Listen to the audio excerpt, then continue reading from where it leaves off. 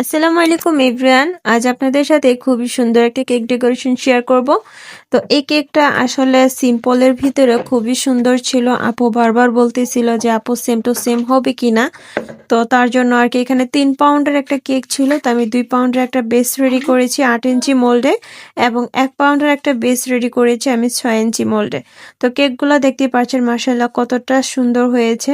তো এই কেকগুলো কিন্তু আমার চুলাতেই তৈরি করা। তো এখন দেখতেই পাচ্ছেন সুগার সিরাপ দিয়ে আমি প্রতিটা লেয়ার এভাবে করে হুইপ ক্রিম দিয়ে কভার করে নেব।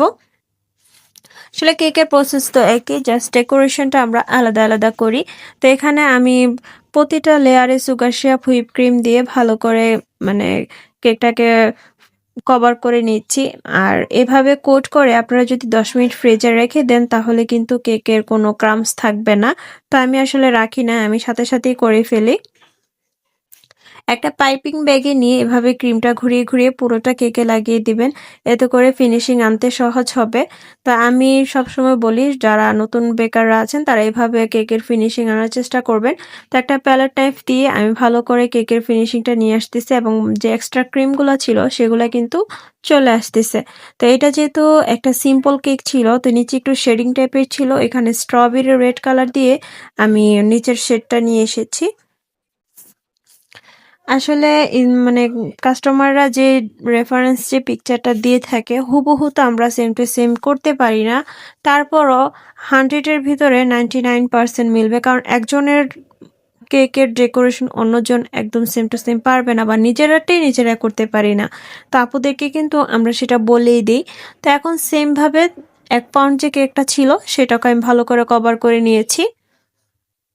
তো এটা আরও দেখালাম না, এটা জাস্ট ফিনিশিংটা দেখাচ্ছি। তো এটার মতো সেম এভাবে এটাকেও আমি নিচে বর্ডারটা দিব হচ্ছে স্ট্রবেরি রেড কালার দিয়ে, হালকা একটা পিঙ্কিশ টাইপের কালার নিয়ে এসেছি, তো এটা দিয়ে দিচ্ছি। তো এভাবে শেডিং টাইপের কেকগুলো কিন্তু দেখতে খুবই সুন্দর হয় এবং দেখতে ভালো লাগে। তো উপরে একটু স্পাইরাল ডিজাইন করে দিয়েছি। আর এখানে দেখতে পাচ্ছেন টায়ারটা সেট করে দিয়েছি খুব সাবধানতার সহিত। আর এখানে আমি ছোট স্টার নজলের সাহায্যে নিচের বর্ডারটা দিয়ে দিলাম আর কি মাঝখানের। আর এখানে কিছু গোল্ডেন এডিবল লিফ যেগুলো আছে এগুলা দিয়ে দিলাম। কেকের সৌন্দর্য বৃদ্ধি পায় কিন্তু এগুলা দিলেই। তো আপুর পিকচারটাও সেম এরকমই ছিল। দেওয়ার পরে আমি প্রতিটা মানে ঘুরিয়ে ঘুরিয়ে দিয়েছি। আর এখানে কিছু পিঙ্ক কালারের বল এবং গোল্ডেন কালারের বল, সাথে একটা হ্যাপি বার্থডে টপার, কিছু বাটারফ্লাই অ্যাড করেছি। তো এটাই হচ্ছে কেকের মেইন ডেকোরেশন।